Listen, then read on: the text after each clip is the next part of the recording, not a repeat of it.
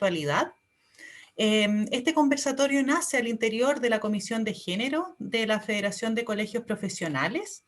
Ya es una comisión que está funcionando hace ya casi un año, ya donde participamos distintas integrantes de distintos colegios profesionales y con distintas representaciones en los territorios, y eso también lo voy a destacar porque vemos integrantes de Iquique, otras de Valparaíso, de Santiago, de Viña del Mar, ¿ya? Así que eso también ha sido muy interesante en el trabajo también que se ha dado al interior de la comisión, ¿ya?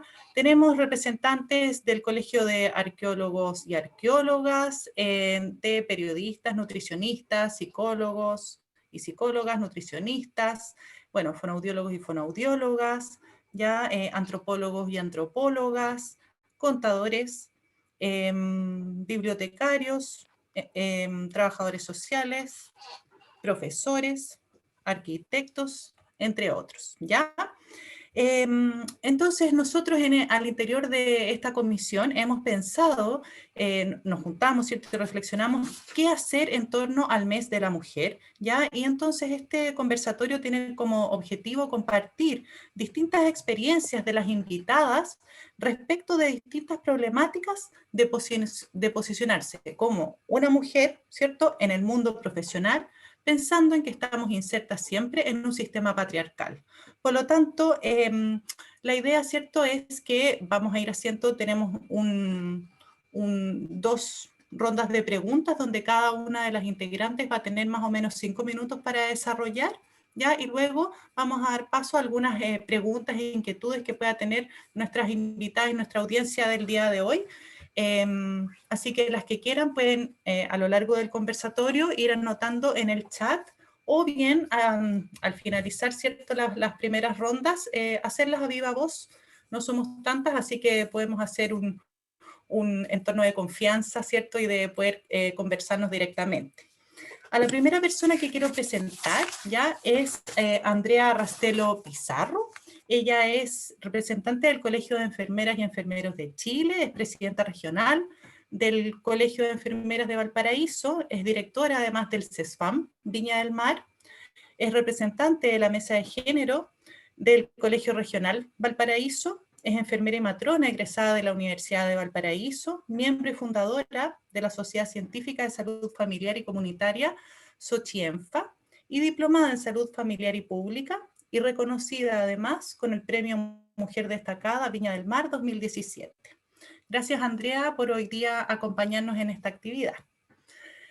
Tenemos con nosotros también a Rocío Muñoz Embry, perteneciente al Colegio de Nutricionistas de Chile, es secretaria nacional del Colegio de Nutricionistas, es cofundadora de NUTFEM, que es una agrupación de nutricionistas feministas. En su desempeño clínico se relaciona con el área materno-infantil en el Centro Mamalia y en la Fundación Leche para Haití y la Corporación La Comunidad de la Leche. Además, es encargada comunitaria de la promoción de la salud en el Departamento de Salud de Huechuraba. Rocío es parte formal de nuestra comisión, así que también le damos la bienvenida formalmente a Rocío. Seguimos con Tatiana Araya Toro, del Colegio de Antropólogas y Antropólogos de Chile, es directora nacional del Colegio de Antropólogas, es magíster en desarrollo rural, antropóloga feminista con formación en pregrado y posgrado en la Universidad Austral de Chile, es investigadora independiente en temas de memoria feminista y mujeres indígenas del sur de Chile, y también es miembro de nuestra Comisión de Género, así que bienvenida también, Tatiana. Luego seguimos con Fernanda Chacón Oneto. Fernanda es integrante del Colegio de Sociólogas y Sociólogos de Chile, secretaria del Colegio de Sociólogas y Sociólogos, es magíster en Sociología de la Universidad de Lancaster en United Kingdom y es consultora e investigadora en temas de género, educación y migración. Así que bienvenida, Fernanda. Desde Iquique. Muchas gracias. Está Fernanda. Sí, así es. Y finalmente tenemos a Mónica Vargas Aguirre, quien es presidenta de la Federación de Colegios Profesionales de Chile, es socióloga de la Universidad de Chile y trabajadora social de la Universidad de Valparaíso, ya es PhD en Ciencias Sociales de la Universidad de Chile. Es magíster en Asentamientos Humanos y de Medio Ambiente por la Pontificia Universidad Católica y magíster en Ciencias Políticas de la UACH. Es diplomada en Resolución de Conflictos Políticos Internacionales de la Pontificia Universidad Javeriana de Colombia, diplomada en Vivienda Social por la Universidad de Chile, diplomada en Cuerpos y Emociones por la Universidad de Chile también. ¿Ya? Bueno, ¿y quién les habla? Yo soy Alejandra Figueroa, soy integrante del Colegio de Fonoaudiólogas y Fonoaudiólogos y formo parte también de la Comisión de Género de la Federación de Colegios Profesionales. Soy académica también de la Universidad de Valparaíso, así que esas somos las integrantes que vamos a estar con ustedes hoy, entablando conversaciones, ¿cierto? Y haciendo un poco de reflexión en términos de nuestro rol profesional y nuestro rol de mujeres en esta sociedad. Ya, como ya les dije, cada una de las integrantes va a tener más o menos 5 minutos, ahí sí se van pasando mucho, yo les voy a hacer una sella o directamente voy a intervenir para acotar el tiempo y que nos ajustemos, ¿cierto?, a la hora y media que tenemos pensado de desarrollo de esta actividad.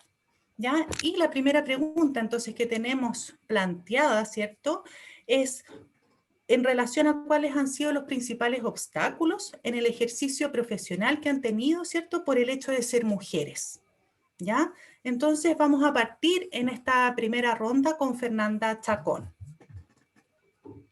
Muchas gracias. ¿Se escucha bien? Ya, perfecto. Perfecto. Gracias. Parto entonces. Cuando pensamos, digamos, cómo abordar esta pregunta, inmediatamente intenté, yo soy, digamos, muy aferrada a la teoría, entonces, porque me ha servido mucho también para comprender muchas de mis experiencias. A veces uno no se da cuenta, digamos, que vive ciertas cosas hasta que las lee en otro.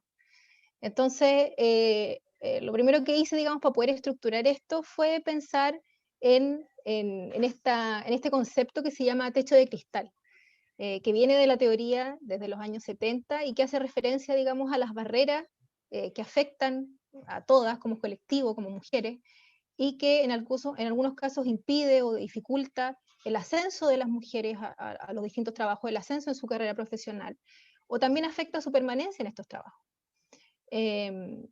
Muchas de estas prácticas, por eso ahí está la dificultad, ¿no?, en el reconocimiento, porque muchas de estas prácticas de obstrucción, obstaculización, operan en el plano informal, es decir, no forman parte de una política, no es algo que se promueve explícitamente, pero es algo que sucede. Entonces, yo creo que ahí radica un poco la dificultad de reconocer esto. Y por eso la teoría, para mí, al menos en este sentido, es importante. Y al respecto quiero comentar, digamos, teniendo también en cuenta mi experiencia personal, algunas de las barreras con las que me he enfrentado como profesional, como socióloga. Esta teoría, o la teoría sobre el techo de cristal, que ha sido abordada por muchas investigadoras e investigadores, habla de lo que se llaman las barreras externas, o los obstáculos externos que sufren las mujeres, y las barreras internas.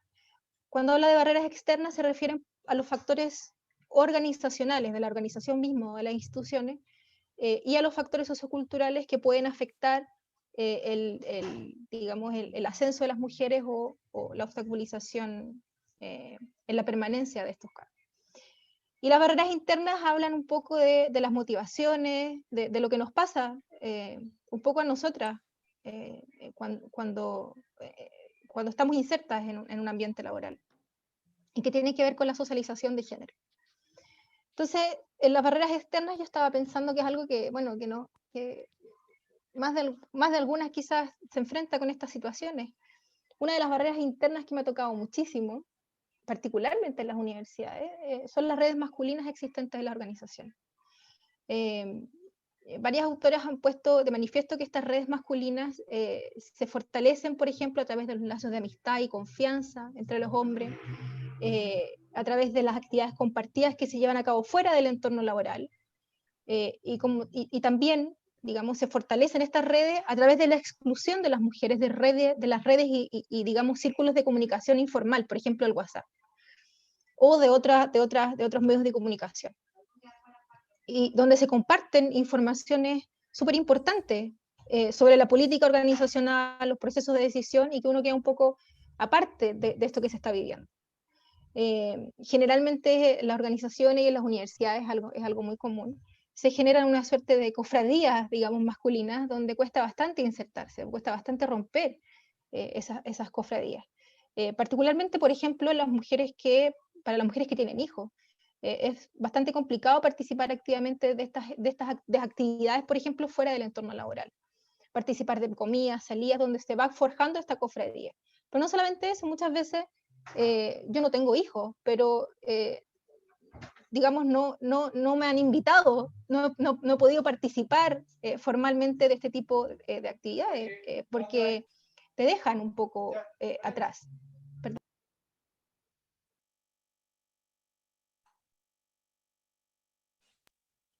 Perdón. Entonces, esa ha sido una de las principales barreras, digamos, de ingreso. No solamente en las universidades, pasa en todo tipo de organizaciones. Una segunda barrera, que también me he encontrado mucho, y que pasa, que es más común de lo que uno cree, tiene que ver con la selección del personal. Al momento de seleccionar candidatos o candidatas para digamos, insertarse en las distintas organizaciones e instituciones, esta decisión está mediada por el género, está sesgada por el género, que viene asociado generalmente a creencias, generalmente bastante erróneas. Por ejemplo, de que las mujeres no se adecúan al perfil directivo o no se adecúan al perfil de cargo que uno tiene, que van a abandonar el trabajo, por ejemplo, que van a suponer un coste, por ejemplo, cuando decidan o no ser madres, digamos, porque también se asume un poco eso que vas a permanentemente ser madre, y por lo tanto se asume que hay un costo, que vas a traer un costo asociado. No son... Estamos en el tiempo, Fernanda, ya, para termino, que vaya entonces. redondeando. Claro, y por último que crean relaciones como conflictivas, y esto es lo que más me llamó la atención, porque de hecho estaba realizando una entrevista una vez en una investigación, y uno de los entrevistados dijo que cuando hablamos del género, me dijo, en las organizaciones, él me dijo que las mujeres son perversas. De hecho, todavía, después de no sé cuántos años, todavía tengo esa palabra. Digo que las mujeres eran perversas porque, de acuerdo a lo que él había estudiado en las teorías de las organizaciones, ellas constituían un factor que actuaba en detrimento, por decirlo así, de un clima armonioso. Yo quedé un poco en shock. Y de acuerdo y para terminar, a las barreras internas que tiene que ver con la influencia de la socialización, me refiero a la inseguridad, a la baja autoestima y a la incapacidad de valorar los logros como propios. Muchas veces consideramos nuestros logros como un golpe de suerte, trabajamos muchas veces ad honorem, gratis, para probar nuestras capacidades de forma permanente, y eso efectivamente actúa como, digamos, afecta nuestro desarrollo profesional. Eso quería señalar. Gracias. Gracias, Fernanda. Cedo la palabra a Rocío. Gracias, Ale, y gracias, Fernanda, por ser tan clarita.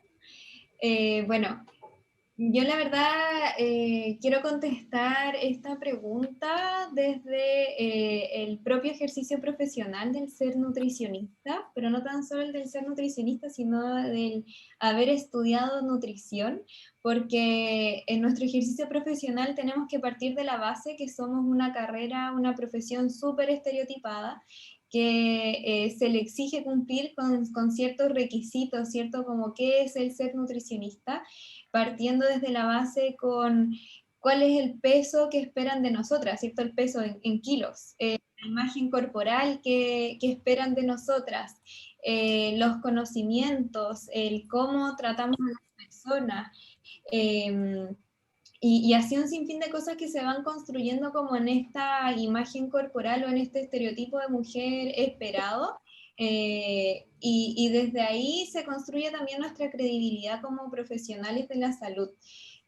Tendemos a ser profesionales de la salud que ya desde el primer día de universidad se nos deja de creer o perdemos credibilidad si es que no estamos dentro de los cánones de belleza esperados.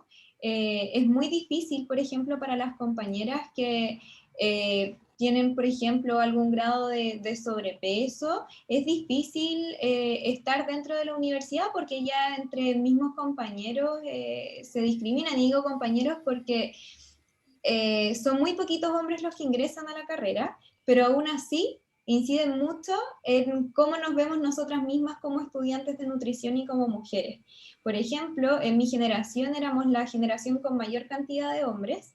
De 58 personas que ingresamos, 8 eran hombres. Y aún así, la carga que eso tenía era muy fuerte. O sea, todo pasaba también desde la mirada de los hombres, desde lo que opinaban de nosotras, de nuestro cuerpo, de nuestros conocimientos, y desde ahí nos fuimos construyendo como profesionales, y por lo tanto el cómo llegamos a ejercer, cómo incidimos en las personas que acompañamos en sus procesos, también comienza a tener consecuencias en cómo esas personas se sienten cuando nosotras las atendemos. El hecho de llegar a una consulta con una nutricionista inmediatamente te pone una barrera, ¿cierto? Así como la Nutri me va a retar. La Nutri me va a retar porque no he bajado de peso, porque no llegué a esa imagen que espero llegar, y así un sinfín de cosas. Y a la vez, nosotras mismas nos vamos coartando. Y vamos teniendo como este mismo problema de las propias usuarias que también nos consultan, ¿cierto? Las usuarias muchas veces llegan como con una imagen corporal a la que quieren llegar, y nosotras mismas muchas veces cuando nos salimos de esa imagen corporal comenzamos con rollos internos, ¿cierto? Así como, ya no soy esa Nutri que tengo que ser por ser mujer, ya no estoy dentro de esos parámetros que debo tener. Entonces, desde ahí, desde esos estereotipos y desde esos prejuicios, nos comenzamos a limitar también en nuestro ejercicio profesional. Y por ese hecho también es que uno de los obstáculos es el sueldo, ¿cierto? La brecha salarial que existe no tan solo por ser mujeres, sino que por ser una carrera de mujeres, nosotras las nutricionistas tenemos uno de los sueldos más bajos dentro del equipo de salud. Nosotras no hay ningún estudio ni nada que hable de eso, pero nosotras dentro de nuestro gremio lo asociamos a eso. O sea, que una nutricionista profesional de la salud esté hoy en día en muchos casos ganando el sueldo mínimo después de haber tenido 5 años de formación académica, habla también de que ahí hay una respuesta del sistema patriarcal de cómo nos tiene que pagar a nosotras, porque al final nosotras estamos diseñadas para hacerle la dieta a alguien para que llegue a ese peso perfecto ideal, y no somos como una carrera vista más allá en el ámbito de la salud pública. Entonces hay hartas barreras, y el hecho también de que, como les decía anteriormente, seamos muchas mujeres y pocos hombres, no se nota mucho, porque finalmente los hombres son los primeros en encontrar trabajo, y en encontrar un trabajo estable, con un buen sueldo y con un contrato, ¿cierto? Y somos también muy invisibilizadas en nuestro propio gremio. Hace ya varios años, eran alrededor más de 10 años, que el colegio de nutricionistas era presidido por hombres, y en su mayoría dentro del directorio eran hombres, a pesar de que más del 90% de las nutricionistas que existimos en Chile somos mujeres y no son hombres. Entonces así es como nuestros referentes también se transforman en hombres dentro de la nutrición, y no en mujeres que están ejerciendo su carrera y que incluso han hecho una carrera mucho más importante en la salud pública y mucho más profunda que algunos compañeros que no han tenido que pasar todas estas barreras en la misma profesión. Así que creo que... y algo súper importante, el acoso Estamos que... en el tiempo. Ahí, para terminar, el acoso que vivimos en el gremio, y como les decía, a pesar de ser mayoría mujeres, la mayoría hemos sido acosadas por compañeros y también por nuestra jefatura en el trabajo. Y eso es algo con lo que tenemos que vivir y algo de lo que no se habla, lamentablemente, a pesar de que seamos un gremio de mayoría mujeres. Así que son varios obstáculos, yo creo que se me quedan varios por ahí, pero eso en resumen. Gracias, Rocío. Qué interesante también ver, ¿no?, el estereotipo como el estereotipo femenino asociado a la labor profesional, que yo también creo que es ahí súper interesante. Tatiana, te cedo la palabra. Gracias, Alejandra. Bueno, saludar a todas las que están presentes y a todos, porque por ahí al menos vemos a se distingue un Pablo, ¿no? No sabemos si es un Pablo o una Pabla, pero bienvenido también. Pabla. Pabla.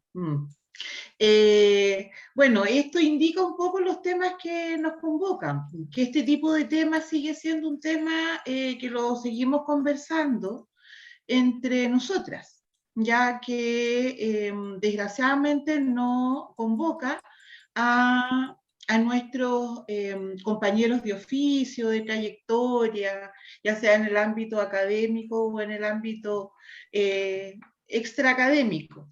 Yo en general quería, a propósito tanto lo que señala Fernanda como lo que señala Rocío, hablar un poquito de estas brechas como más generales que se presentan a nivel de mujeres trabajadoras, ¿ya?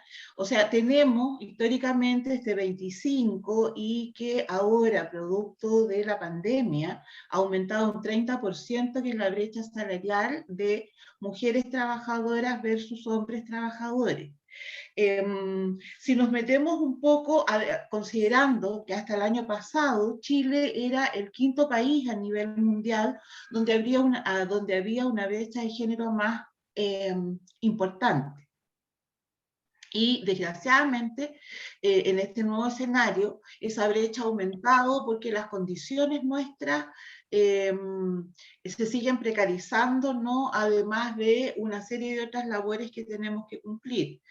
En términos académicos, también un poco lo que señala Rocío, obviamente que hay carreras feminizadas y nos encontramos, el porcentaje más alto se encuentra de las mujeres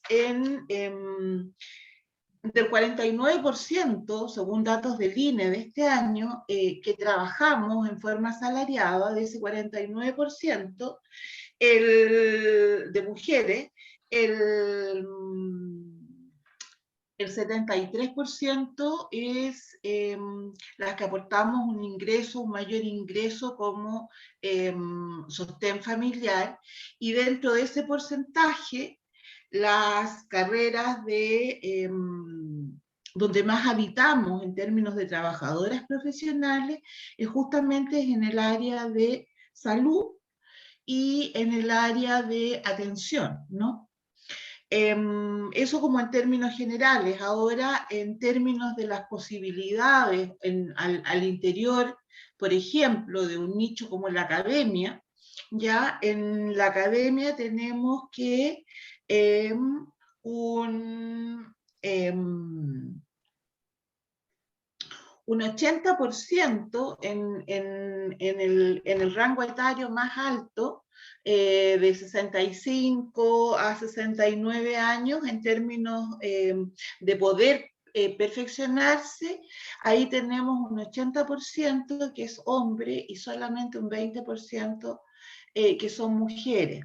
Mientras que en el tramo más joven, que podríamos decir menos de 35 años, es donde ha aumentado el porcentaje de mujeres que han podido lograr perfeccionarse accediendo a los posgrados más altos en términos de doctorados y postdoctorados. Y donde destacan, tanto en términos de estudio, de estudiantes, como también de académicas, es obviamente en las áreas de humanidades, que alcanzamos un 45%, junto con el área de salud, y en el área donde hay menos mujeres, tanto como estudiantes como profesionales, es en el área de investigación y tecnología, donde solamente alcanzamos un 26%, y en el área de las ciencias naturales, que es un 30% mujeres, ¿no? Entonces, en este panorama general, ¿por qué se nos hace tan complejo? Lo abordaba ya Fernández, lo abordaba también Rocío, en términos de esta carga cultural que tenemos por el hecho de ser mujeres y mujeres profesionales. Entonces, si antes hablábamos de una doble jornada en términos que hace 20, 30 años atrás hablábamos de una doble jornada, en términos que además de cumplir la función como trabajadoras asalariadas, llegábamos a nuestras casas o partíamos ante nuestras casas dejando organizado todo el tema de las labores domésticas y también los temas de crianza. Si a eso le sumamos además una participación gremial, por ejemplo, en el caso nuestra, ya estaríamos hablando de una tercera jornada. Pero si además le sumamos la condición actual que vivimos las mujeres, también lo señalaba Fernanda, que aquellas mujeres más jóvenes que están en la etapa de crianza y que han decidido efectivamente por una maternidad, además de esa tercera jornada, están asumiendo en sus hogares la teleeducación, porque finalmente quien se hace cargo de las tareas, de la supervisión de los avances escolares de los niños, niñas y adolescentes son las mujeres. Entonces, como bastante complejo con toda esta carga, ¿no es cierto?, poder lograr espacios, también lo decía Estamos en el Rocío y tiempo, Fernanda, Tati. también lo decía Rocío y Fernanda, que los espacios en términos de representación son bastante escasos y hoy día nosotros somos afortunados en entender a Mónica como presidenta, por ejemplo, del colegio, de la Federación de Colegios Profesionales, en general en los colegios y en mi colegio en particular, solamente hemos alcanzado, hoy día también tenemos una presidenta que es mujer, pero solamente hemos alcanzado, en términos de esta historia, además de 30 años en nuestro colegio, solamente no alcanzamos un 25% en términos de las presidencias de mujeres. Gracias, Tatiana. Interesantes datos, duros datos, ¿no? Bien, les cedo la palabra a Andrea. Hola, buenas tardes a todos. Agradezco en primera instancia la invitación que nos ha realizado la comisión. Creo que estas instancias son importantes de poder desarrollarlas. Bueno, cómo ser mujer y profesional y no morir en el intento, la verdad es que concuerdo con muchas de las cosas que se han planteado. Nosotros, la enfermería, las enfermeras en sí, enfermeras y enfermeros, somos una carrera mayoritariamente de mujeres. Compartida con Rocío con el tema de los estereotipos. Si ustedes buscan, se meten a buscar por Google, pueden ver que si uno busca enfermera aparece como o una enfermera erótica sexualizada o en instancia como de bruja, entonces como que no tenemos términos medios. Sí hemos sido como considerar el contexto de la estructura y de alguna manera hay como todo un contexto de responsabilidad y compromiso, o sea, es como siempre como que nos afluye el contexto del espíritu de las Florence, ¿cómo se dice? Y esperan mucho que nosotros estemos en el contexto del cuidado, somos gestoras del cuidado. Y eso hoy día, con la crisis, ha puesto muy en juego el tema de la importancia del trabajo de cuidado. Nosotros hablamos de lo profesional y además nosotros, como muy bien plantea Tatiana, el contexto del triple, yo diría incluso, no sé, muchas más veces el tema de la presencia. Porque habitualmente se ha generado que las enfermeras, además, no solamente cuidan en la parte laboral, sino también cuando llegan a casa. Y más hoy día que se ha generado los cuidados de las personas mayores que están de riesgo, y más el contexto de los niños. Junto con temas de desigualdades tecnológicas implicados este contexto, el tema de teletrabajo ha significado mucho esfuerzo y en contexto, yo creo que se trabaja el doble, sobre todo en el contexto de las académicas, que además tienen que hacer las clases, que además tienen que hacer el tema de la sincrónico y sincrónico del tema del trabajo. Junto con eso, yo creo que nosotros hemos normalizado por mucho espacio, mucho tiempo el tema de la violencia, que a veces creo que no nos dábamos cuenta, porque ustedes se fijan, más del 80% del personal de enfermería es mujer, pero en las tomas de decisiones no hay muchas mujeres. Y yo creo que, por ejemplo, si uno lo puede ver en esta crisis pandémica, donde se ha agudizado el contexto de cómo se ha feminizado esta pandemia, porque yo creo que esta pandemia tiene rostro de mujer, es el tema de que ha faltado que haya mujeres tomando decisiones.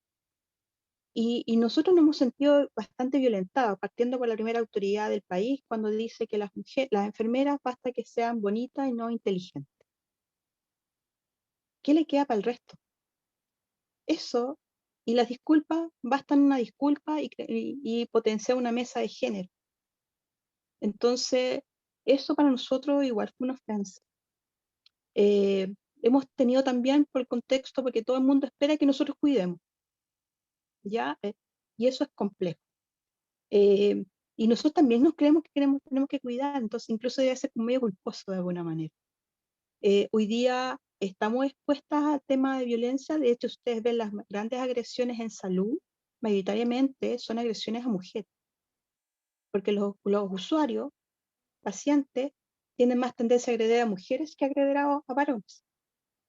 ¿Ya? Entonces estamos mucho más expuestos. Hoy día yo creo que si ustedes ven, la mayor parte de atenciones están realizadas, entonces esta pandemia, las primeras líneas, segunda línea, tercera línea, como la línea que día, son llevadas por las mujeres. Entonces tenemos temas también de precariedad, porque para nosotros trabajar en horario es mucho más complejo, es bastante complejo. Entonces, precariedad en los trabajos, estamos expuestos a violencia, estamos expuestas en esta pandemia porque muchas hemos tenido que ceder el tema de alejarnos de hijos, de alejarnos de incluso de personas que queremos para poder cuidar. Entonces, ¿quién cuida a quién cuida? Y yo creo que estamos expuestas todos. Hoy día creo que hay impactos de salud mental que no se han considerado y yo creo que a la larga lo vamos a ver. No solamente con el tema de enfermería, sino hoy día como todo. O sea, hoy día tenemos inequidades, brechas y barreras, internas y externas, como lo plantea Fernanda. Pero hoy día tenemos grandes desafíos. Y hoy día estamos expuestas no solamente a la violencia que tenemos la más conocida de género, sino también a la violencia política. Y en ese contexto tenemos que varias de nuestras mujeres, una de cada 3 mujeres hoy día está experimentando violencia de algún tipo, física o sexual. Y yo acá lo chequeo porque de alguna manera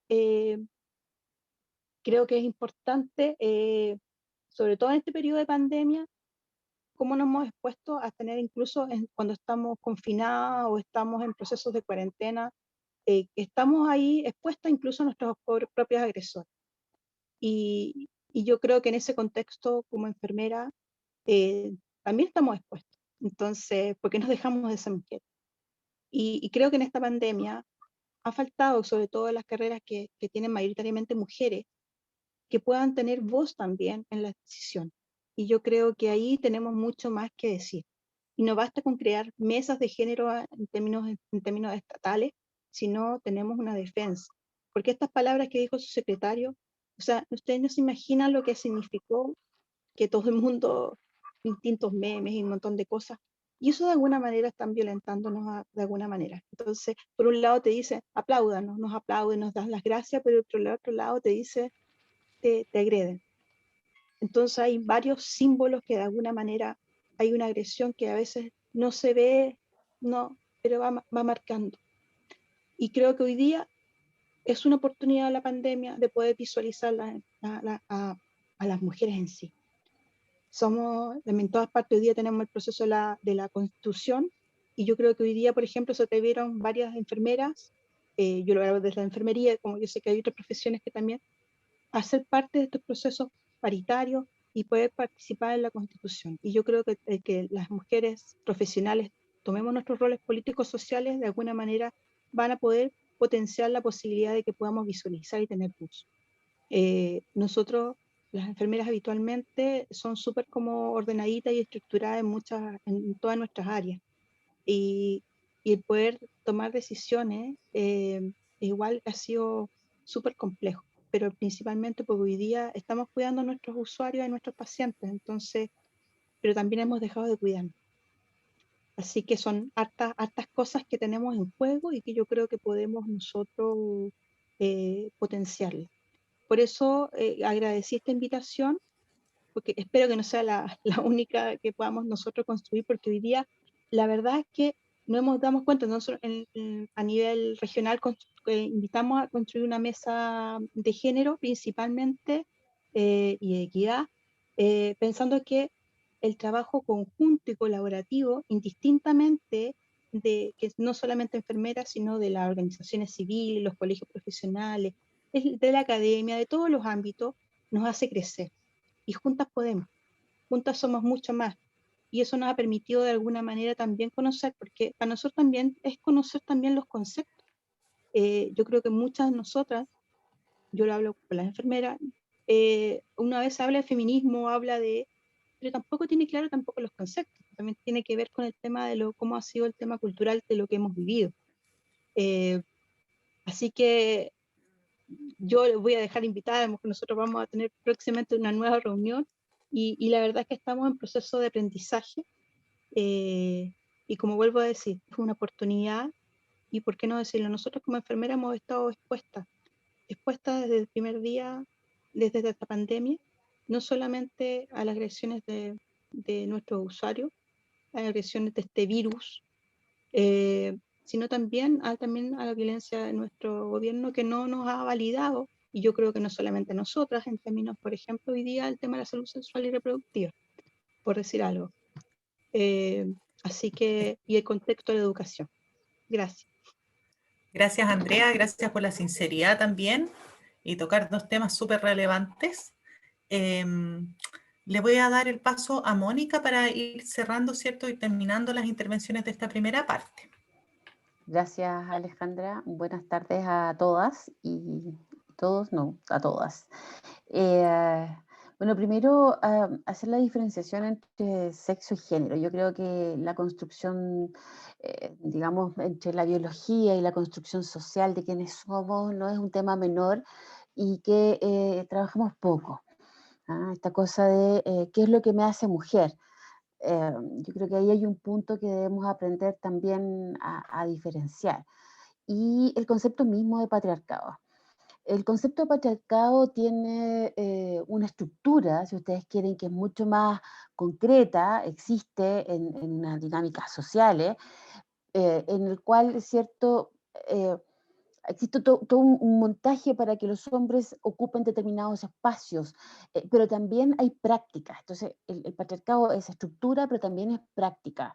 Y en esa relación, estructura y práctica, lo que vemos, ¿cierto?, es que se constituye un sistema en el cual los hombres oprimen a las mujeres en ese contexto.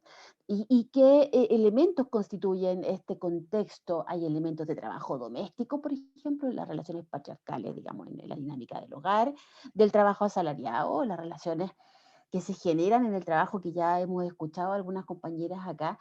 El tema del Estado, cómo nos relacionamos, las relaciones patriarcales en el Estado y la política. Y aquí me quiero detener, o sea, yo me comporto de una determinada manera en tanto participo de un sistema patriarcal y cuando me quiero salir de él actúo de una manera, pero me va re mal, digamos, como mujer, me va mejor si yo soy modosita, hijita de papá, y que me maquillo y me comporto como una señorita que se espera que yo me comporte. Desde ahí yo tengo mayores posibilidades de acceso a este sistema, ¿cierto? Que si soy una mujer fuerte, que digo las cosas de frente y que tengo una conducta que es poco esperada y que además el patriarcado limita bastante. Y aquí también el tema de la sexualidad o el tema mismo de la cultura. Culturalmente, las mujeres somos parte de este patriarcado. Entonces la pregunta era, ¿cuáles han sido los principales obstáculos? Yo creo que uno de los principales obstáculos es eso, que el patriarcado es estructura y práctica, y que no solamente involucra a los hombres, sino que nos involucra a nosotras también.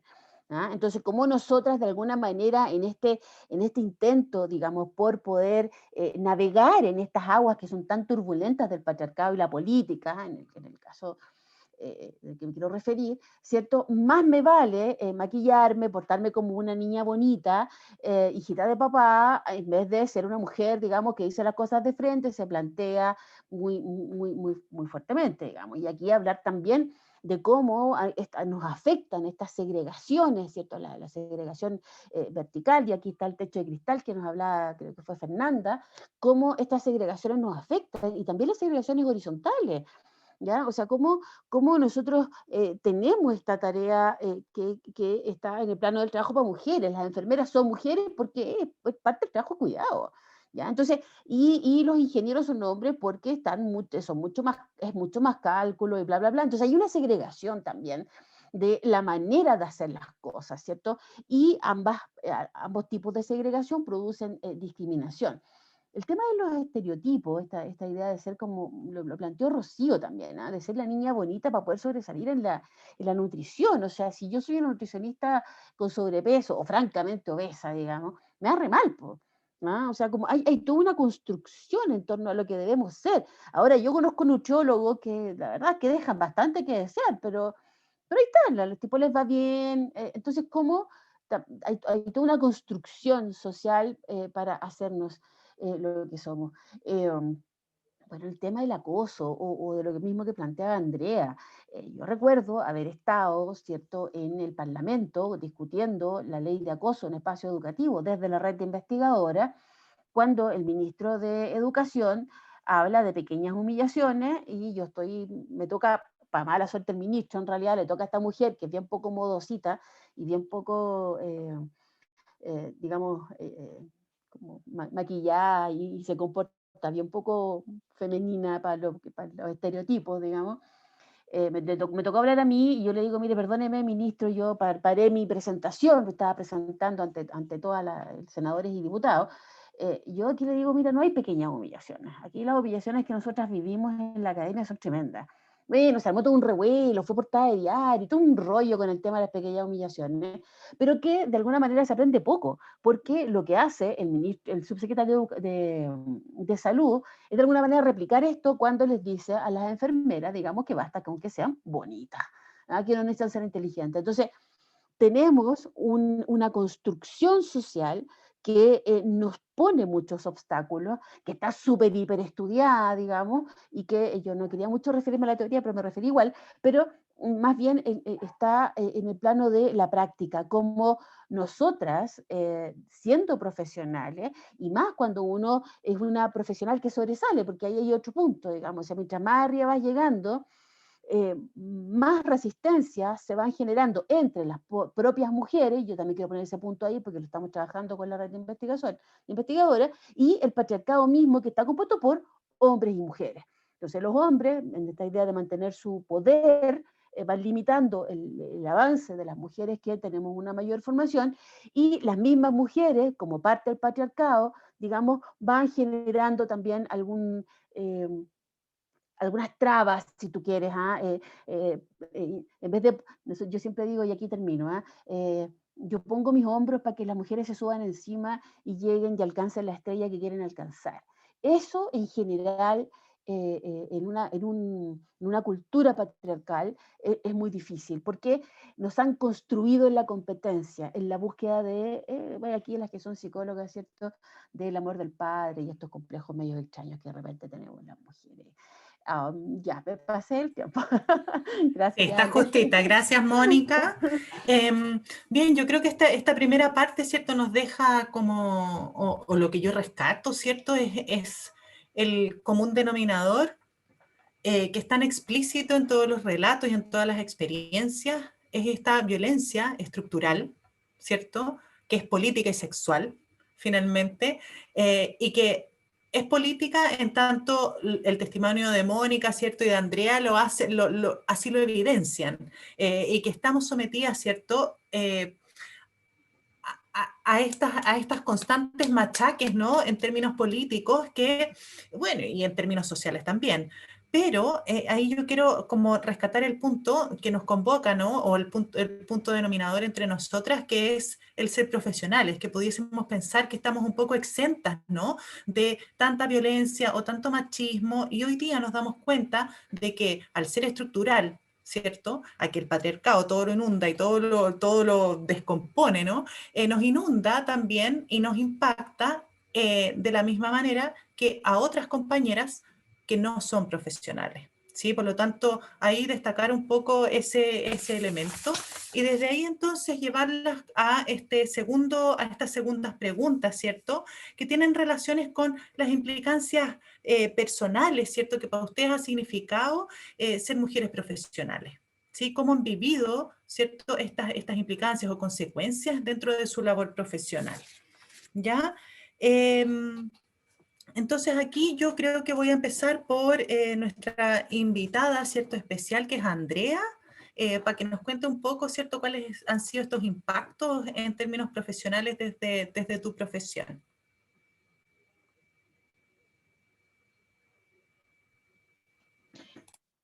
Como enfermera, bueno, desde lo personal, bueno, tuve la suerte de tener varios hermanos y eso de alguna manera te facilita un poco la vida, ¿ya? Y, pero la verdad es que ser enfermera no ha sido fácil en términos de, como yo les planteaba, el tema de los estereotipos, ¿ya?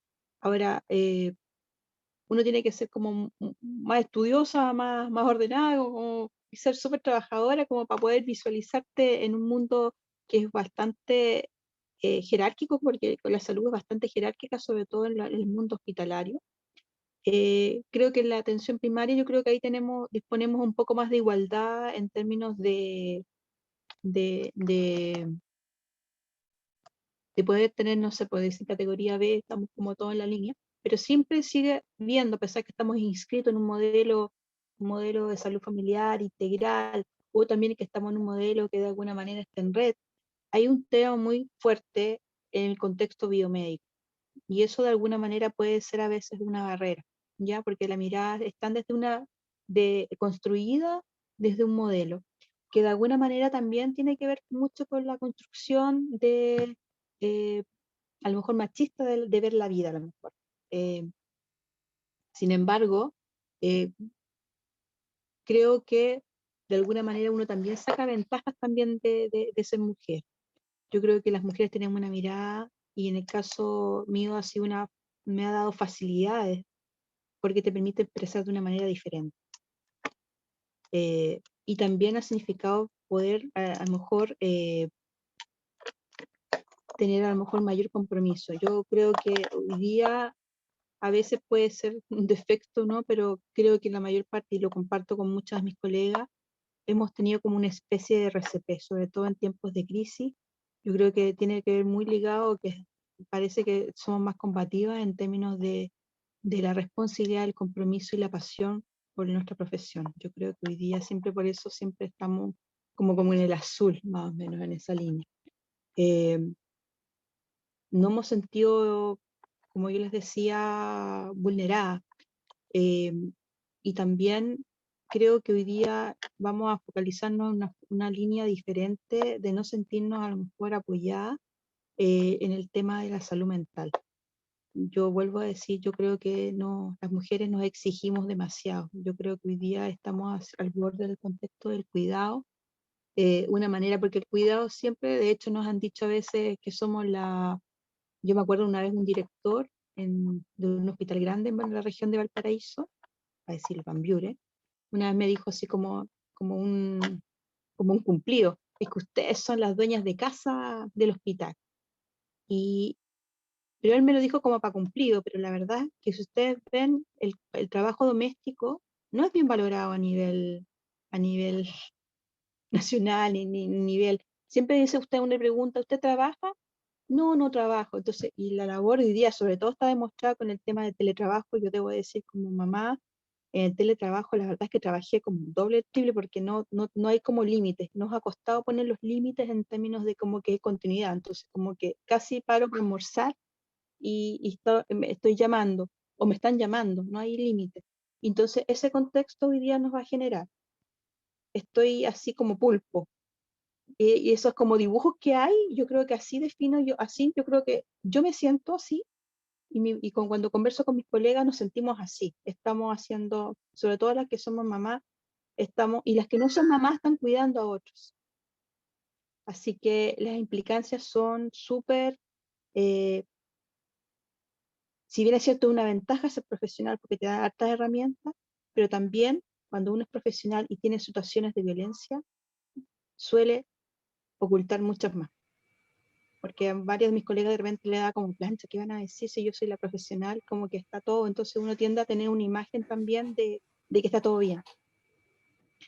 Y eso es un riesgo para nosotros. Por eso, si ustedes ven la cantidad de licencias por salud mental en salud, es un indicador, algo está pasando. no, a veces no puede ser perfecto. Ahí estamos en el tiempo, Andrea, muchas gracias. Seguimos con Tatiana.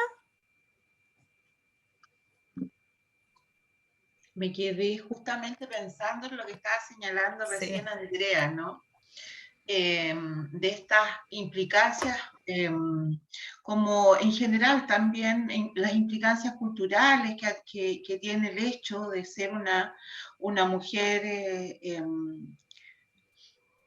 trabajadora con un salario, pero que efectivamente yo creo que el teletrabajo nos ha hecho volver a lo privado, ¿no? Y por lo tanto esto que no hay horario, ni jornada, ni termina, justamente como le pasa a las trabajadoras de casa particular, ¿no? Y como nos pasa a nosotras cuando nos hacemos cargo solas de lo que es la crianza y la mantención del espacio. Pensaba también a propósito, al escuchar a las otras compañeras, que si bien estamos en un sistema, estamos tremendamente precarizadas, en general, nosotras dentro dentro de la misma disciplina, la precarización nos ha afectado más a las mujeres, por las cifras y por lo que hemos conversado hasta ahora, pero pensaba también en los aportes que hemos hecho. Y ahí yo creo que hay un tremendo aporte en términos de, a nivel disciplinar, por ejemplo, en términos de lo que es la producción de conocimiento desde la antropología feminista de fines de los años 70 hasta hoy día, con las otras teorías, ¿no es cierto?, que cuestionan también nuestro origen colonial, pero también pensaba en los aportes de las nuevas generaciones, ¿no? Y de cómo, por ejemplo, la situación de acoso que hoy día hablamos y que comentamos y que incluso hay una ley, y también a nivel local en algunos municipios, ¿no? Algunas ordenanzas, es gracias a los movimientos sociales y en específico al movimiento feminista, donde en abril en realidad, Marta Carla, en Valdivia, yo les hablo desde acá, desde Valdivia, en la Universidad Austral, pero cómo se empieza a cuestionar y pasa por 26 casas universitarias a lo largo del país el tema del acoso, frente a un tema de acoso bastante complejo que vivimos acá. Entonces, ¿cómo se empiezan a visibilizar ciertos temas? Y hoy día, no solamente el hecho que podamos estudiar y que podamos ingresar a espacios que estaban vetados hace 100, 80, 60 años atrás, hoy día hay otros temas que sí se han puesto en la palestra y que si bien mantenemos las brechas, hoy día estamos hablando y podemos estar hablando de ellas gracias a los aportes de los movimientos sociales y en especial del movimiento feminista, que no ha permeado solamente la academia, sino que también en nuestras propias prácticas. Entonces me quedo con esta sensación, si bien tenemos brechas importantes, que estamos fuera de algunos mandatos, que se sigue reproduciendo a nivel de lenguaje, de práctica, esta minimización o en general, o esta infantilización de las mujeres, y que también a medida que tenemos mayores cargos se generan más conflictos, porque no es porque las mujeres seamos malas y queramos acusar a alguna mujer que asume un liderazgo, sino que tiene que ver con estas pautas culturales, ¿no? Como no tenemos una memoria histórica en términos de los liderazgos, por ejemplo, también es mucho más complejo cuando asumimos algunos liderazgos en términos de equipo, etcétera, etcétera. Pero yo me quedo, si bien hay implicancias súper en todos los ámbitos y atraviesan transversalmente toda nuestra vida, ¿no? Me quedo un poco a propósito de esta conversación con ciertos avances que quizás no se expresan en términos legislativos, pero sí de prácticas culturales. en donde hoy día ya no hablamos, lo mismo que señalaba recién Andrea, ¿no? O sea, que hablemos de derechos sexuales y reproductivos cuando en los 90 era un tabú, y que hoy día hablemos que efectivamente son las mujeres quienes tienen que decidir sobre su cuerpo, que hablemos sobre, o que nos sintamos mal o incómoda frente a estas puestas en escena de la caricaturización que se nos hace y que se nos sigue haciendo, sobre todo por algunos personajes públicos, ¿no? Siento y me quedo con esto otro, de cómo hemos logrado instalar los temas de violencia, cómo hemos logrado instalar aquellos temas que nos afectan, y en esa medida, al visibilizarlo, yo creo que entre todas podemos ir construyendo estos cambios culturales tan deseados y a los que aspiramos, ¿no? Gracias. Gracias, Tatiana. Seguimos con Rocío. Súper. Yo, en realidad, cosas muy puntuales. Yo no soy madre, pero tengo muchas compañeras y amigas que sí lo son. Y creo que dentro de estas implicancias de las que hemos estado hablando, me ha llamado mucho la atención de forma muy negativa el cómo esta vuelta al trabajo de forma presencial ha dañado mucho también, al menos en donde yo trabajo, la imagen de mis compañeras, no tan solo mis compañeras pares, sino también las jefaturas que son mujeres, que lucharon por continuar en algunos casos en teletrabajo, porque la verdad es que era imposible para ellas poder coordinar, ¿cierto?, esta presencialidad con las labores del hogar, con las clases de sus hijos o hijas, y por lo tanto que sus funciones podían realizarse desde casa, para ellas también poder tener un poco de control sobre lo que a ellas les angustiaba de dejar a sus hijos solos, por ejemplo, y sobre el cómo en el trabajo, en los hombres, esto fue muy como, pero ¿por qué reclamas tanto? ¿Por qué te duele tanto? ¿Por qué tienes esta cara de pena como si se estuviera acabando el mundo? Si volviste a trabajar presencial, sé feliz, ya no tienes que estar en tu casa encerrada todo el día. Y para mis compañeras era una cosa muy angustiante, ¿cierto? Y el hacerles ver esto a hombres que además están separados, no crían tampoco, mantienen sus rutinas de visitas a sus hijos e hijas, y por lo tanto no han logrado aún, después de tantos meses que ya volvimos presencial, ver toda esta carga, no tan solo la doble o triple carga laboral de las mujeres, sino que también las implicancias emocionales que ha traído para las compañeras que sí querían y no tenían otra opción tampoco de quedarse en sus casas teletrabajando y además criando, con todo lo que ello implica, ¿cierto? Con toda esta carga que ello implica. Entonces, a pesar de yo no ser madre, creo que ha sido como una situación súper fuerte darme cuenta de que en realidad como que les da lo mismo a los compañeros, el ver a las compañeras así, y que eso haya traído implicancias también en cómo ven a su jefatura mujer, por estar exigiendo esto también para las compañeras. Eso por un lado.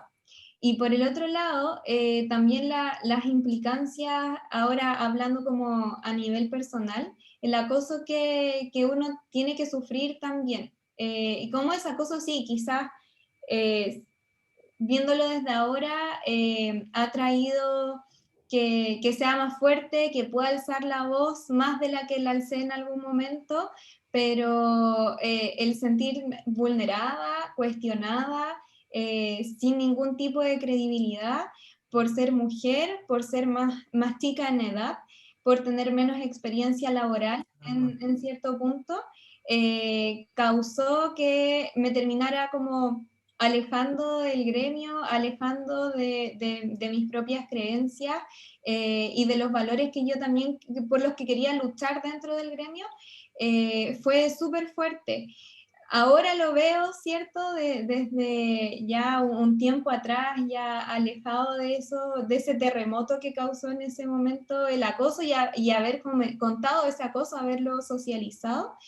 Y claro, ahora sí me llegara a pasar otra vez, no sería igual porque hablaría en el mismo momento y estoy segura que mis compañeras que sufrieron lo mismo que yo también lo harían.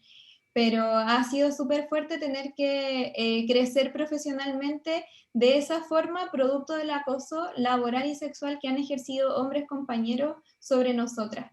Esa ha sido una de las implicancias más fuertes, yo creo, y de las que nunca pensé que me iba a tener que enfrentar a esta altura de la vida, ¿cierto? Y del desarrollo y de todas las luchas que hemos llevado como mujeres. Así que eso, pues, esas dos cosas súper puntuales, pero creo que han sido súper fuertes en el aprendizaje y en el desarrollo profesional como mujer. Gracias, Rocío, gracias por también confiar, ¿cierto? Experiencias personales tan duras, pero sacamos en positivo, ¿cierto? O qué lástima que tengamos que crecer y aprender así, ¿no? Pero bueno, para eso estamos, ¿no? Para eso son estos conversatorios y poder como aprender de esos momentos y ver cómo los enfrentamos colectivamente. Fernanda. Sí, yo me quedé pensando, pues igual iba a hablar un poco de las implicancias en términos de la brecha salarial, porque en realidad es uno de los aspectos, como yo les dije a las chiquillas, es uno de los aspectos que me preocupa porque en realidad para las profesionales la brecha salarial entre hombres y mujeres se acentúa a medida que uno va digamos, aumentando su grado o su educación formal. Entonces, si para las mujeres que tienen una profesión y hay una diferencia, para las mujeres que tienen un magíster, ahí las brechas se empieza a aumentar, y para las mujeres que tienen un doctorado, ya esto es ya brutal, de 900 a 1.700.000, habían unos estudios, o sea, ya la brecha es mucho mayor. Por lo tanto, eso para mí es una implicancia de ser profesional que me da miedo, porque voy a iniciar mi vida académica y me da mucho miedo, digamos, por decirlo así, me da lata. Pero más allá de eso, yo me quería quedar con lo que dijo Tatiana, porque de hecho, bueno, ¿cuáles son las implicancias de estos obstáculos que hemos tenido? Estaba pensando, me leíste la mente, Tatiana, porque yo cuando nos volvimos a plantear esta pregunta, yo dije, bueno, una de las implicancias es que nos ha permitido organizarnos, nos ha permitido generar un relato colectivo, pese a que el género, efectivamente, como dice Mónica, bueno, había el feminismo siempre se planteó, el feminismo y las teóricas de géneros también se plantearon este rechazo a esta correlación entre género-sexo. Sí nos ha servido la esencialización de las mujeres, lo hemos tomado como una estrategia política para salir de los márgenes de donde estábamos, del actor político, a llegar al mainstream, a plantear el género como una perspectiva transversal a la acción política. Y eso se planteó, imagínense, ya desde los años 70 que se está hablando, por ejemplo, de violencia, y a partir de los 90 donde se toma el género, esto que se llama gender mainstreaming, como el género debe ser transversal a toda política pública. O sea, logramos, a partir de todos estos obstáculos, la violencia, la brecha, todo lo que hemos conversado aquí, logramos exponer que teníamos necesidades y que nuestras necesidades eran comunes y que las compartimos por el hecho de ser mujeres. Entonces, ojalá esto deje de ser una estrategia, ojalá dejemos de necesitar esta estrategia, eventualmente, ¿por qué no? Para lograr la igualdad que nosotros queremos. Pero hasta el momento nos ha funcionado. Hemos podido, por ejemplo, concebir la violencia contra las mujeres como algo que va en contra de los derechos humanos. O sea, hemos peleado por nuestros derechos y nos ha permitido una organización más allá. De hecho, este mismo conversatorio es parte de esto, digamos, de lo que ha implicado estos obstáculos que hemos tenido en el quehacer profesional. Nos ha llevado a organizarnos, a plantear nuestras problemáticas, a conversarlo, y nos ha llevado también, por ejemplo, a través de la federación, de nuestro mismo colegio, a plantear esto en instancias políticas, en la toma de decisión. Y eso ha sido muy, muy, muy importante, que yo creo que nunca antes visto, ¿no? Y de hecho que ya hemos pasado del movimiento de mujeres al movimiento feminista, para mí ya eso ya también es una gran, es algo ya muy, muy grande, que vamos de a poco pasando, digamos, a cómo vamos conceptualizando esto, al movimiento feminista. Y yo creo que esto se va a profundizar en el tiempo. Y lo otro, para terminar, porque yo también quería conversarlo, ya se lo había dicho a las chiquillas en el grupo, que a mí personalmente estos obstáculos me han llevado a buscar mentoras. Yo lo quería decir porque para mí es muy importante redes de apoyo de otras mujeres que claro, te ven en una situación, uno siempre plantea estas dudas, ¿o no? Quizás los hombres tampoco son muy de conversar sus problemas, que también tiene que ver con el género. Nosotras siempre estamos dudando de nosotras mismas.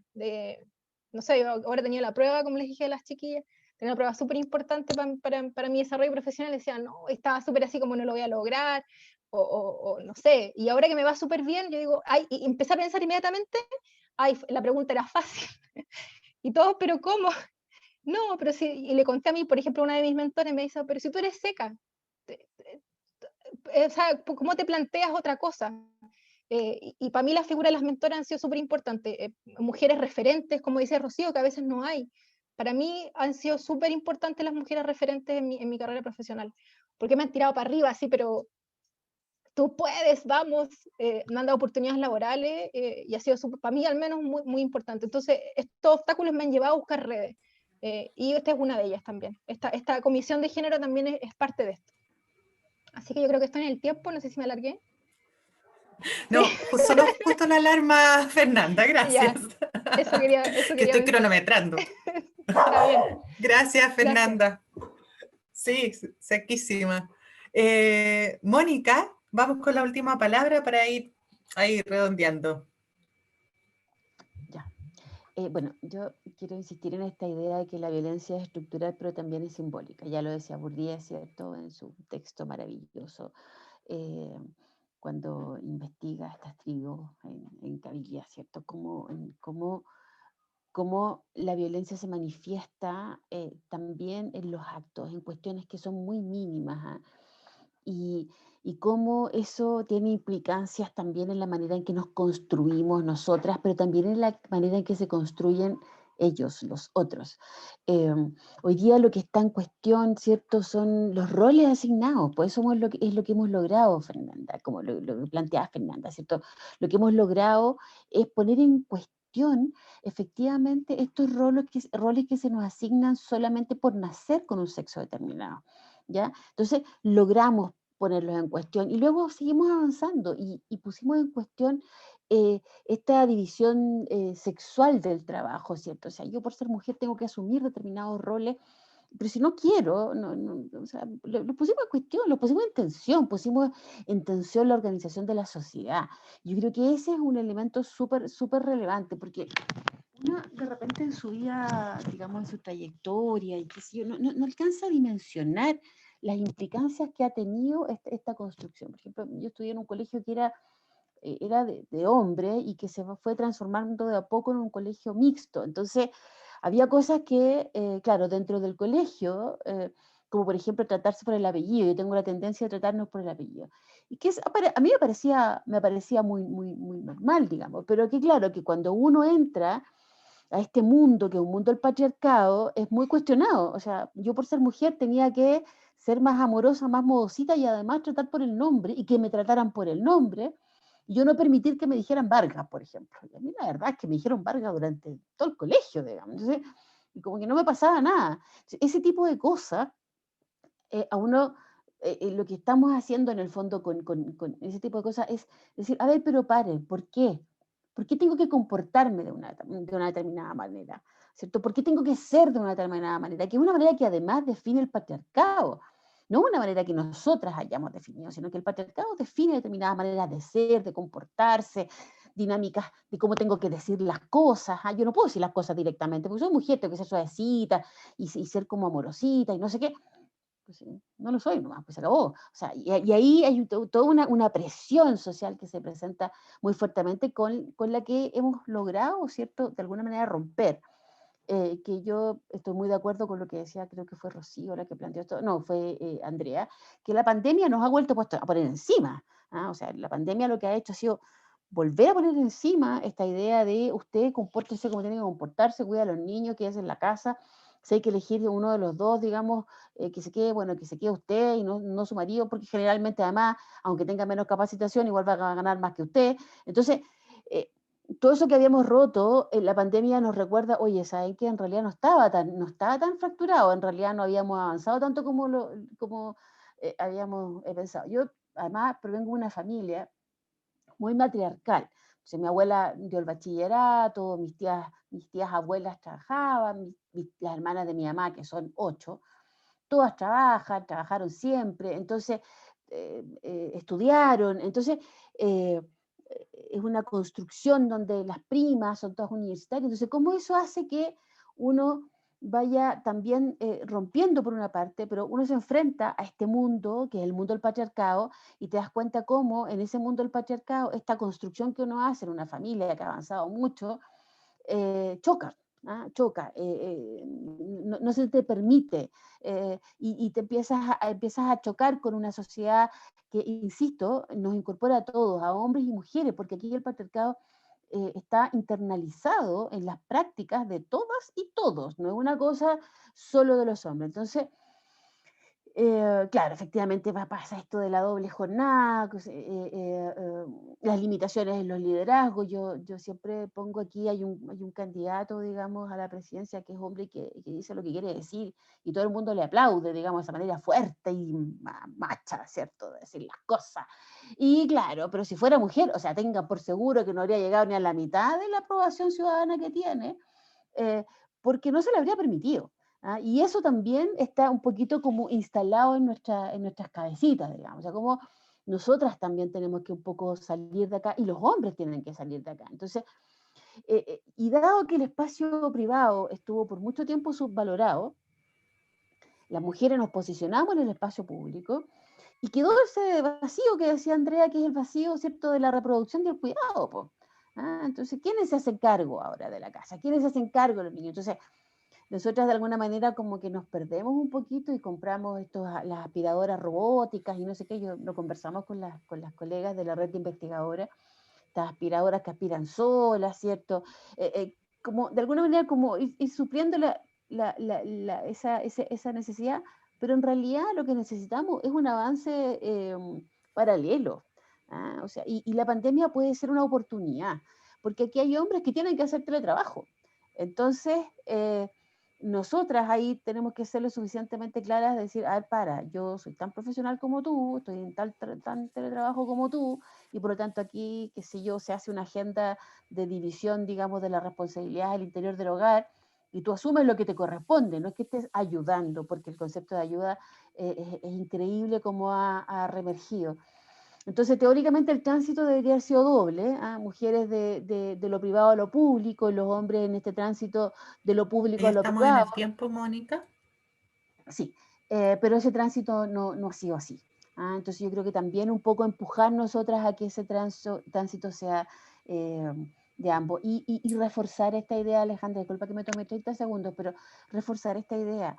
Si nosotras no nos ponemos los hombros a nosotras mismas para alcanzar la estrella que queremos alcanzar, y le tiramos el chaleco, digamos, el suéter, le tiramos la ropa a la otra que está subiendo, lo estamos haciendo re mal. Entonces tenemos que comenzar a cuestionarnos nosotras mismas desde dónde nos estamos construyendo y desde dónde vivimos el feminismo. Entonces ahí, cuando uno vaya a cuestionar a otra mujer, tiene que pensarlo 3, 4 o 5 veces si ese cuestionamiento es una actitud patriarcal que tengo interiorizada, o efectivamente, digamos, lo que estoy haciendo es cuestionar porque se merece el cuestionamiento. Gracias, Ale. Gracias a ti, Mónica. Gracias a todas las participantes. Yo les quiero agradecer sinceramente toda la sinceridad y todos los datos, todos los aportes que han entregado hoy día. Ha sido sin duda bastante variada también la experiencia, pero muy complementaria. ¿ya? Quisiera preguntar, yo sé que aquí Maite quiere hacer un comentario y no veo otros comentarios en el chat, pero Maite, si quieres hacer un comentario, puedes encender tu micrófono y Sí, bienvenida a conversar. Nos quedan unos minutitos para el cierre, así que... sí, muy cortito. Bueno, muchas gracias, las he escuchado atentamente, muy interesante oír colegas y escuchar, por ejemplo, el testimonio de las Nutri y de la enfermera también es impactante. No puedo dejar de pensar en, no sé cómo se pronuncia el Dusoñac, ya sabemos el comentario que hizo. Pero yo me quedo con una idea que no está mencionado acá porque no necesariamente es lo que llama esta ponencia, pero que quiero destacar, lo que son las mujeres cuidadoras. ¿Ya? Según las cifras del Senadis, perdón, el 94% de quienes cuidan a una persona con alguna situación de discapacidad es mujer. Y me refiero como situación de discapacidad, ya sean adultos mayores, niños enfermos, niños o niñas enfermas. Cualquier situación así es una mujer.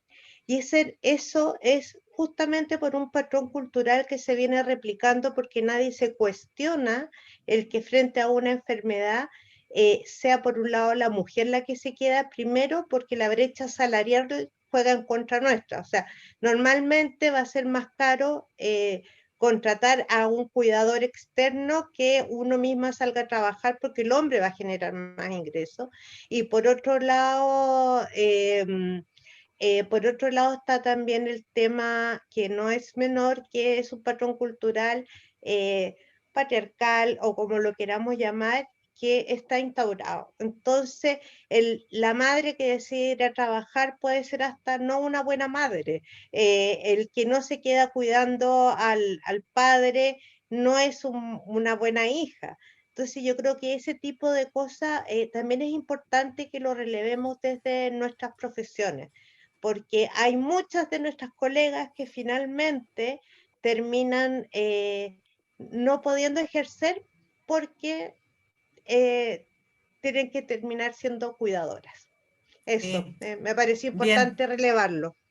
Sí, gracias Maite. Yo creo que, bueno, una de las razones y de las motivaciones que nos impulsó finalmente a sacar adelante este conversatorio es efectivamente lo que nos une, ¿no? Ser mujeres profesionales en distintos ámbitos, porque aquí tenemos distintos ámbitos, desde la salud, las humanidades, ¿cierto? Unas que tienen cargos, ¿cierto?, más políticos, más públicos, otras que estamos en otras esferas académicas. Entonces, desde ahí hay elementos que también atraviesan y que son comunes, como hemos visto hoy día, que es necesario conversarlos a la luz de ser mujer profesional, ¿sí? Porque le da un carácter distinto, ¿no? Le da, Absolutamente. le da un eje distintivo. Y ahí yo quisiera, para ir finalizando, no sé si hay a lo mejor alguna otro comentario, un comentario final de alguna de nuestras asistentes o alguna pregunta que le quieran hacer alguna. Sí, aquí Erna coloca en el chat, lo voy a leer, dice: felicitaciones, muy interesante y demoledoras vivencias y realidades culturalmente arraigadas. Ojalá el proceso constituyente nos dé el espacio necesario. Sí, ojalá, Erna. Yo creo que todas tenemos Sí, mucha fe. Bien, yo quiero agradecer a todas por su presencia, por participar con nosotros en esta construcción colectiva de vivencias de las mujeres profesionales, de un poco develar también lo que la pandemia ha develado y ha mostrado ampliamente que veníamos viviendo, yo creo, hace tanto tiempo. Simplemente hoy día es más visible, ¿no? Está ahí. No le podemos sacar la vuelta, el resto no le puede sacar la vuelta. Entonces ahí ojalá podamos seguir trabajando colectivamente, armar, ¿cierto?, más adelante otro conversatorio y poder participar también y dejarlas ya desde ya invitadas. Andrea, ¿quieres comentar algo para finalizar? ¿Levantaste tu dedo o no? Sí. Sí. solamente como yo soy de región y dentro de lo que me planteaban mis colegas dirigentes de otros colegios, que esto es importante también a lo mejor poder replicar a través desde lo nacional, a lo mejor en las regiones, principalmente por el tema de los accesos que también tenemos que tener. Y yo creo, como yo planteé hace un rato, que es la oportunidad, y creo que hoy día a través de nuestra profesión tenemos una doble responsabilidad. Eso, así que agradezco la disposición y ojalá que nos puedan a lo mejor orientar y ayudar a lo mejor a potenciar a lo mejor a nuestras actividades regionales. A nuestra regional. De todas maneras, Andrea, vamos a ahí a hacer algunas gestiones para también incorporarlas. Yo creo que aquí la comisión siempre, estos espacios yo creo que siempre necesitan manos y cabezas para trabajar en forma conjunta. Yo creo que mientras más seamos, más se construye, la diversidad siempre es buena, y yo apuesto por esa construcción colectiva en este movimiento de mujeres profesionales, feministas, ¿cierto? Con ideas diversas, desde posiciones también laborales diversas, ¿ya? De nada, Maite. Maite agradece por darle el espacio, por supuesto. Yo creo que estos son los espacios que son necesarios también y que de pronto son tan esquivos. El escucharnos, yo sé que con poquito tiempo, pero bueno, se hace lo posible porque si no podríamos estar tal vez días y días en una reunión y en una catarsis colectiva. Les doy las gracias Lirayen a todas está nuestras... levantando la mano, perdón. Perdón, Lirayen, no te había visto. Bueno, no importa, sí. Bueno, yo pues agradecer esta reunión, este conversatorio. A mí me llama la atención, sí, ¿qué pasa con las convocatorias? Porque este era un tema súper interesante. ¿Qué pasa también con nosotras las mujeres? ¿Qué pasa con el resto de nuestras colegas? Entonces, cuando están estos espacios, creo que podrían haber sido escuchadas porque todo lo que dijeron fue súper interesante, donde podemos buscar y ver y generar otras ideas. Pero lo mismo que ocurre con los otros conversatorios que se han hecho a nivel de colegios, en forma individual, por la Constitución, por la nueva Constitución, y así siento yo que la participación es tan escasa. Entonces, siento que esto que podría facilitarnos, porque aquí habemos personas que son de Santiago, por lo que escuché, de Valdivia, de Valparaíso, de Viña, ¿verdad? No sé dónde más, pero esto nos facilita. O sea, yo creo que una de las cosas que podemos estar agradecidas de esta situación de pandemia es esto de poder reunirnos a nivel de todo el territorio e incluso más, ¿ya? Y ahí algo pasa. No sé qué pasa con a lo mejor se puede hacer un estudio ahí desde la sociología. No sé qué pasa, que no tenemos mucha participación. O sea, ahí están las ganas, uno conversa con otra mujer y dice, sí, qué sé yo, pero después cuando están estas reuniones, hay poco. Sí. Yo creo que tenemos que a nivel de cada colegio, y con eso termino, a nivel de cada colegio donde pertenecemos, ahí tenemos que realizar una gran función, labor, no solo con las mujeres, sino que también con los compañeros ahí, porque desde el conversar también podemos llegar a tener otras visiones y hacernos darse cuenta, porque esto viene tan arraigado, ¿ya? Que no se dan cuenta ni perciben, ¿ya? Habrá unos conscientemente, por supuesto, ¿ya? Me parece que sí, pero hay otros que no. Bueno, eso, agradecerles, chiquillas, mujeres hermosas. Gracias, Lirayen. Sí, yo coincido. De pronto las convocatorias no son tan amplias. Yo creo que el cansancio y como lo que se conversaba aquí, ¿no?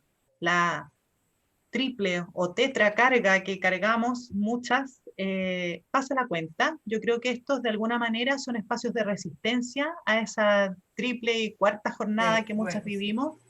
Y de esta manera resistimos, y esa resistencia yo creo que tiene que crecer en el fondo, en transformarse en, por eso digo, la construcción colectiva, ¿no? Es esto de, hoy día vino gente, y estás tú, y estás Josefa, y yo digo, ya, vinieron 2 personas cercanas a mí, que se dieron el tiempo y están aquí construyendo, escuchando, compartiendo. Cómo vino Maite, cómo vino Erna, cómo vino Amelia, Jessica, Antonia, Javiera, Paula. Entonces, bueno, hoy día somos estas. Yo apuesto a que el día de mañana vamos a hacer cada vez más. Desde esa forma también ha sido el movimiento a lo largo de la historia. Siempre han sido pocas y van inundando al resto, ¿no? Creo yo. Bien, cerrando, les doy sinceramente la más cordial de las despedidas, mis agradecimientos, y las dejamos, sí, súper invitadas. Vamos a estar ahí constantemente tratando de entregar más información y generando estos espacios, que realmente ha sido muy maravilloso, muy enriquecedor. Me voy súper contenta en un día lunes, que pensé que iba a estar súper cansada, pero la verdad es que este espacio ha sido realmente maravilloso. Así que les abrazo a todas, y que tengan una muy buena semana. Recordemos que además es cortita. Muchos abrazos, que estén muy bien. Gracias, chao, gracias por la participación. Chao, muchas gracias.